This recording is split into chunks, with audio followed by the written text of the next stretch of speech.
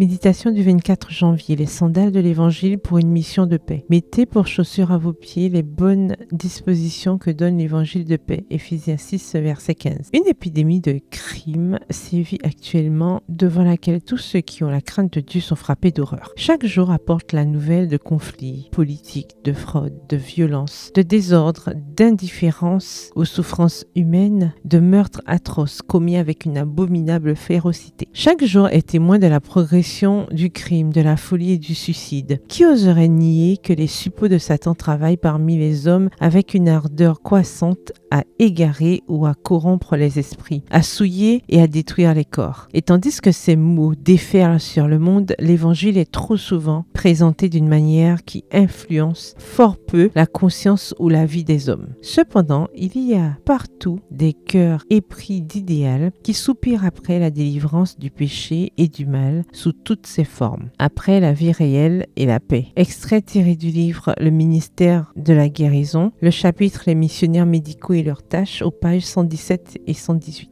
L'Évangile est un message de paix. S'il était reçu et suivi, la paix, l'harmonie et le bonheur régneraient sur toute la terre. La religion du Christ unit dans une fraternité intime tous ceux qui l'acceptent. Extrait du livre La tragédie des siècles, au chapitre 2 à la page 41. C'est de la vérité que naît la paix du Christ. C'est l'harmonie avec Dieu. Le monde est l'ennemi de la loi de Dieu. Les pécheurs sont les ennemis de leur Créateur. En conséquence, ils sont ennemis les uns des autres. Les hommes sont inaptes à produire la paix. Les projets humains ayant pour but l'amélioration et le progrès des individus ou de la société ne réussiront pas à établir la paix parce qu'ils ne touchent pas le cœur. Seule la grâce du Christ est capable de créer et de perpétuer la véritable paix. Quand cette grâce s'implante dans un cœur, elle en expulse les mauvaises passions qui engendrent querelles et dissensions. Extrait du livre Jésus-Christ au chapitre 31 aux pages 261 et 262. Les visages des hommes et des femmes qui marchent et travaillent avec Dieu rayonnent d'une paix céleste. L'atmosphère du ciel les entoure. Pour ces âmes, le règne de Dieu a déjà commencé. Texte tiré toujours du livre Jésus-Christ à la page 269.